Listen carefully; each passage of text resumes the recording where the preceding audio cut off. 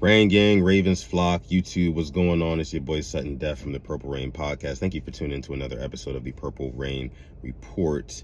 Make sure you like the video. Also subscribe to the channel, as well as there will be many more videos just like this coming out in the near future. Now, I'm checking in with you guys after a victory on Sunday against the Patriots, man. I'm feeling good. But you know what I'm feeling even better about? I'm feeling really good about our receiving group. Now, I know Rashad Bateman yesterday, he didn't have the big game like he had in weeks 1 and 2. Had the touchdown that he could have gotten. Lamar could have placed it a little bit better as well, but it's cool. It's fine. Wide receiver 1 had a week off. Only 2 catches for 59 yards, but still looked really good, though, with those 2 catches. Had the fumble. Cool. Anyway, Devin Duvernay has transcended. Devin Duvernay has gone to another level. And I say that because, I'll put it this way. Take a look at that contested touchdown catch that he had yesterday. That should have told you everything that you need to know about one Devin Duvernay and what he's capable of in this offense. Let me preface this a little bit. 4 touchdowns in 3 games. Last 2 games, he's accounted for over 100 yards when it comes to receiving yards, kick returns, and punt returns. Week 1, he had the touchdown. He had 2 touchdowns. Didn't quite get 100 yards, but he had 2 touchdowns in week 1. The guy is really proving to be the guy that he was at Texas. In Texas, I mean, he was just a huge threat, just a massive threat after the catch, just eating up yards, eating up the field, and he's doing the same thing now here in Baltimore, and I'm glad that we're giving him the opportunities that we are. He's getting a lot of the snaps.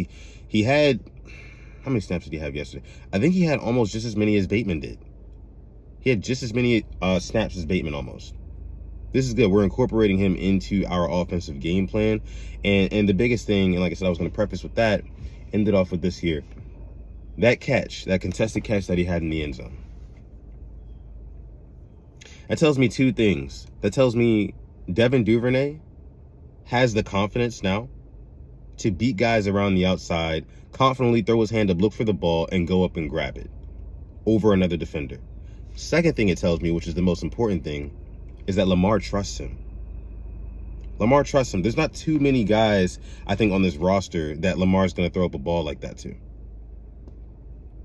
I'm just saying. I mean, it's the second time this season that we've seen Devin Duvernay get targeted in like the back corner of the end zone by Lamar Jackson. It's only been 3 weeks. We've got 2 touchdowns out of it so far. 2 touchdowns. So going forward, I would really love to see, more Devin Duvernay lining up as a receiver, because I just feel like he's the hot hand right now.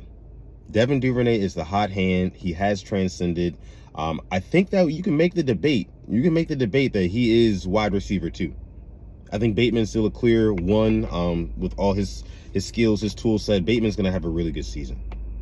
But Devin Duvernay is dangerous. And defenses now have to start thinking about and game planning for him. Taking the stress off of a Rashad Bateman, taking, more stress off of a Mark Andrews, who had a big day yesterday too. A couple catches, or 8 catches for 89 yards, a couple touchdowns. But Devin Duvernay, I'm really excited about this passing attack, man. This passing attack, it looks dangerous. And another good thing as well, J.K. Dobbins is back. I know he didn't have the hugest game yesterday, but there was a play where he caught the ball out of the backfield and went for a first down that really made me comfortable. It kind of reminded me, like, J.K. Dobbins, he's that guy. He's our chain mover. He can move the chains. And we weren't getting that in weeks 1 and 2. I can't tell you exactly which quarter that play was. But if you go back and watch the game, I'm sure you'll see it. I'm sure you'll find it in there. J.K. Dobbins looks good. The running game will come together. Justice Hill looks really good as well. Man, so many things to look forward to with this Ravens offense. Now, the Ravens defense definitely does concern me. I'm not going to lie about that, not one bit. What I saw yesterday with them, I don't have a huge problem with them allowing Mac Jones to run around a little bit. That was fine. That didn't really bother me.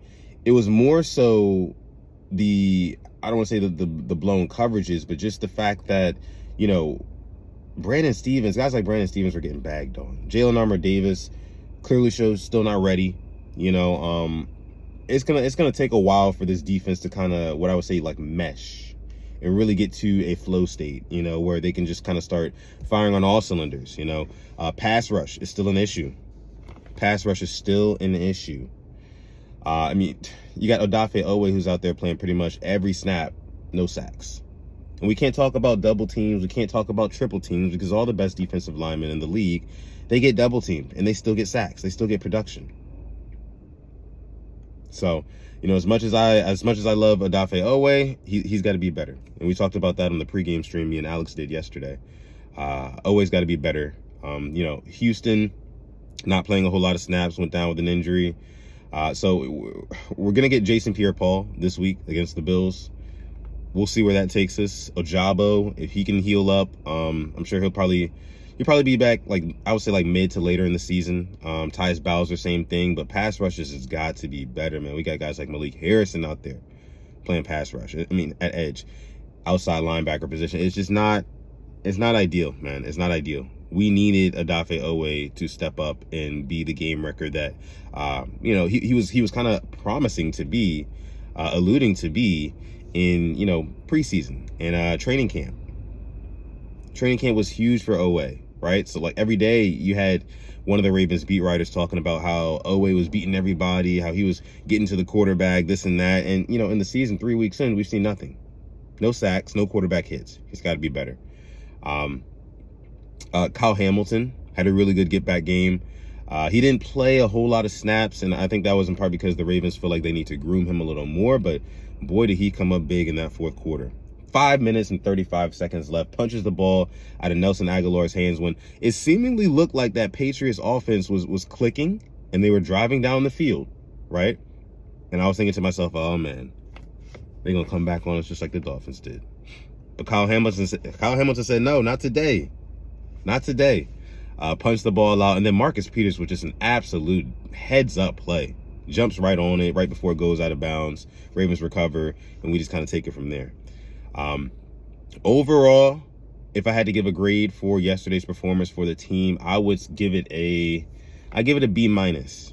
I give it a B minus, and the reason why I give it the minus is because the defense still isn't there. Defense still concerns me, man. Like, if we're giving up over 300 yards to the Patriots offense, the Patriots offense has largely looked anemic, you know, since the departure of Tom Brady. What do you think the Bills are going to do? You know what I mean? So, got to be better there. But yeah, I'll give it a B minus for yesterday's performance. Lamar Jackson looked absolutely phenomenal. The price tag is only going up. 5 total touchdowns, 12 touchdowns on the season. #1 in the league in passing touchdowns. Like, if you're the Ravens, like, you got to start talking like, okay, let's sign this guy. Let's just get it out of the way, you know, before the price gets up to a point where, you know, it's just too ridiculous. So, but those are just my overall quick thoughts after the game. Me and Alex will be doing an episode tomorrow together, so make sure you stay tuned for that. Also, again, make sure you guys like this video, subscribe to the channel if you are new here and you're enjoying this content. Again, my name is Soooo Def from the Purple Rain Podcast channel. You can find me on Twitter or Instagram at Soooo Def. I appreciate you guys. Love you, Rain Gang, and I'll see you guys in the next video. Peace.